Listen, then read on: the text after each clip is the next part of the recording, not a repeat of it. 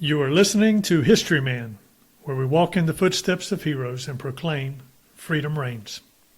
On today's episode, we're back with Tray Dunaway, Dr.Tray Dunaway. We're going to talk about infectious diseases during the Revolutionary War, specifically smallpox. Tray, welcome. Thank you, Eric. Happy to be here today.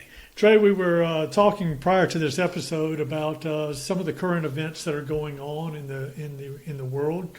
Since March of 2020, we've had an outbreak of COVID-19, and that seems to be dragging on. I saw a quote from Bill Gates the other day saying this is going to be around for another year or so. So sometimes I just don't know what the truth is on this infectious disease that seems to be out there. And I know there's a lot of anxiety in the communities and around the world. It's not just a isolated event here. This is a worldwide event, and I don't want to date our episode too much, but it draws me back to the Revolutionary War. This is not new in the whole scope of the world history, but because we focus on the Revolutionary War, you were uniquely positioned to talk about these the epidemic in the Revolutionary War and some of the issues that they dealt with there. So love to hear from you about those. Well, Eric, it's interesting because as a pandemic, the world is not used to pandemics in the last number of decades. That's not to say we haven't had pandemics in the past. Well, from a standpoint of pandemics, if you listen to the news, this is just a horrific pandemic that we're going through right now.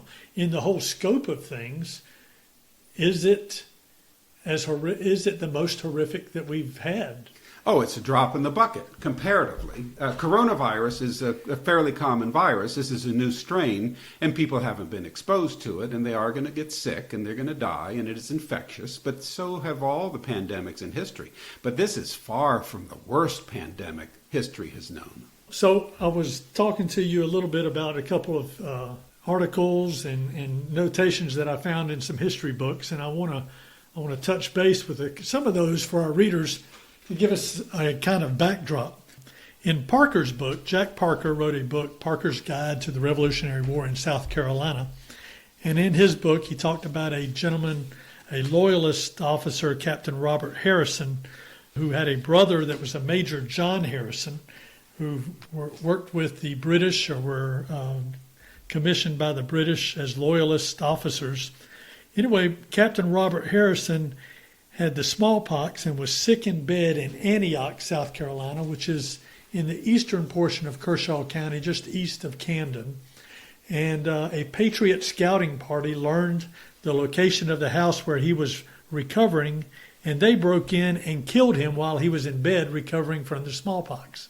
So in today's parlance, that would be counted as a smallpox death. It's as if you had COVID and you got run over by a truck, that does count as a COVID death. So that would actually count as if we use the same standards we're using today in the 18th century, that would clearly count as a smallpox death. Well, tell us a little bit about how smallpox differs from the other infectious diseases that we see throughout the world. Well, you know, a lot of people confuse, when you say the worst pandemic or the worst infection, they're going to say, oh, that must be the Black Plague. Well, let me tell you, the Black Plague is a shadow of smallpox. The Black Plague is like nothing. First, they're different. They're different animals. A bacteria causes Black Plague, and that can be treated by antibiotics, so it's readily treatable. It's estimated about 200 million people died of plague throughout history. So 200 million, which sounds like a big number, doesn't it? It does. But it's really not that big, because when you look at smallpox, which is caused by a virus, and so is coronavirus. I mean, these are viruses. It's not a bacteria. There is no specific therapy. You've got antivirals, and we're hearing about different antiviral drugs that they're trying to float. But the one that they are pushing today, this is almost a year into the pandemic, is the same one that was known to have some coronavirus effect at the beginning of this pandemic. I looked it up. I looked up what drugs do you give for coronavirus. And remdesivir is the one that is being talked about today, but that was known months ago. I think it's this endless news cycle we have, where you have to have something to bring to the public. Well, it's the same thing. But now, smallpox, in the 20th century alone, now let's remember that 200 million estimated deaths forever with plague. Okay. 200 million. In the 20th century alone, just the 20th century. 1900 to 2000. 1900 to 2000. The estimated deaths in the 20th century alone for smallpox were 300 to 500 million. Wow. That's a hard number to wrap your head around. That is. I mean, look at all the deaths in World War II. I think it was like 65 million. Right.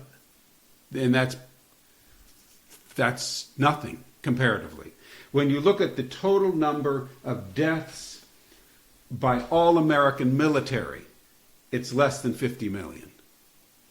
So when you look at, just in the 20th century, 300 to 500 million deaths from smallpox, it gives you an idea of the scope and the mortality of this horrific disease. How did it spread? Oh, it spread the same way coronavirus does. You know, you can pick, I mean, all you have to do is look at the public service announcements, and all the things that they did that we would do today for coronavirus would be effective for mitigating some of the risk, except with smallpox, the mortality rate was significantly higher. But it spread two ways. It can be spread through a respiratory transmission, okay, which means the smallpox virus goes directly into the lungs of another human. So this is from coughing or sneezing or talking or not being 6 feet away, not wearing a mask. So all the standards that we're doing now to prevent coronavirus, to mitigate coronavirus, are no different than mitigating smallpox, except the mortality rate's a lot higher with smallpox. So once a smallpox virus finds its way into your lungs, it's like the happy hunting ground for smallpox virus. It just goes berserk and it becomes systemic very rapidly. And when you're systemic, that means you have virus all throughout your bloodstream. Okay. And that's what kills people.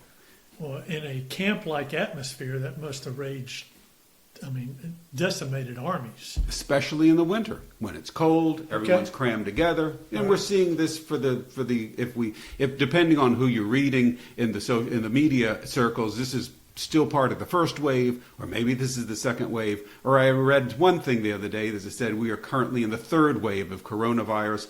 Coronavirus doesn't know it's in a wave; it just knows they're human hosts, and it enjoys hanging around with them. So if you put people indoors in a closed space, and they're breathing the same air as other people that are infected, you're going to spread viral disease. I know we're talking about the Revolutionary War, but if we talk about COVID right now, all the deaths that happen in the care homes, they're all sequestered inside the homes. Is that part of the issue there? And it's going to spread from one person to another. Okay. That's just the nature of a virally transmitted disease. You can also pick it up on your hands. If you have an opening, the reason the lungs are so good for smallpox is because it gains rapid access to the inside of our bodies. So if you have a break in your skin, you could certainly get smallpox or COVID from that. Mm-hmm. If you rub your eye with an infected finger, you could get COVID from that. But if you just put COVID on, or smallpox, on your skin,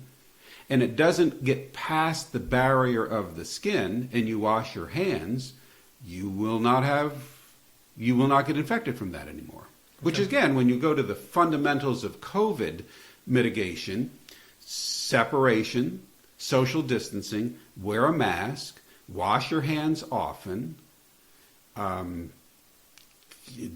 hang around indoors any longer than you have to be. Those would be effective for smallpox then as it is for COVID today. You were just talking about smallpox in the 20th century. Obviously, we're talking about the Revolutionary War here. Smallpox has been around longer than that, right? You had European armies developing smallpox on their battlefields long before the Revolutionary War came along. The British Army dealt with some of that. And I know that George Washington was dealing with that in 1776 up in New York and in the Northern Theater of Operations, and actually inoculating his troops in that. So, where are the first cases of smallpox? Do you know? Well, the first recorded case that we absolutely know of is the death in 1157 BC of Pharaoh. Before Christ. Before Christ. This is Pharaoh Ramses V. Really? So ancient Egyptian texts that have been examined demonstrate smallpox was available in ancient Egypt. So again, think 300 to 500 million people in the 20th century, alone deaths. When you put that as a global death count from smallpox, the numbers must just be mind-boggling. So what separates smallpox? What is the unique features of smallpox versus other diseases that are out there like measles? Well, the unique feature of smallpox is that it is not transmitted by bats. Or other non-humans. I mean, who knows where it came from, but we've all heard the coronavirus bat theories, and whether it's true or not, it really doesn't matter, because the bottom line is that it is a human-to-human transmission, which is good in one way, because if you can stop the human-to-human transmission, you have eradicated the disease entirely. And right now, as far as I know, there are only two places where you can find smallpox. Hopefully, there are only two places where you can find smallpox virus. And that would be the CDC and the Russian equivalent of the CDC, where it's kept in labs. There's a fair amount of political activity concerning that. If you're looking at it from a scientific basis, you will want to keep it around so you can study it, because, there's always a research PhD paper that has to be published on some aspect of smallpox.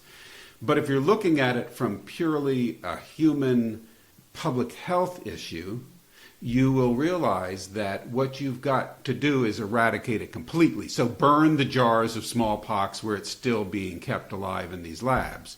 And that way, it cannot escape. There's going to be no leak. This has happened. There have been outbreaks of smallpox directly from the laboratory in the past. And that would totally eradicate it from the face of the planet. That would be my vote. I'd say we've had, let's see, this is 2000. We know the Pharaoh had it 1,000 years BC. That gave us 3,000 years to hang out with the smallpox virus, and I think that's long enough. I think whatever scientific studies can be done on smallpox, which is not a current factor in disease, I think it's time to put that one to bed and say, let's study coronavirus for at least 5 years and figure out how to mitigate that and destroy it. But that's the story of smallpox.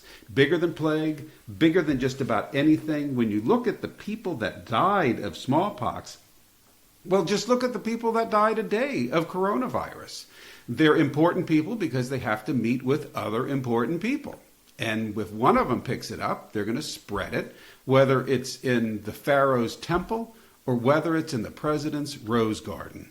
You are going to have transmission of viral disease if you put people shoulder to shoulder, face to face, especially inside, breathing the same air, touching the same surfaces, rubbing their eyes, coughing, laughing, having fun with other people that are not social distanced. That's a real problem.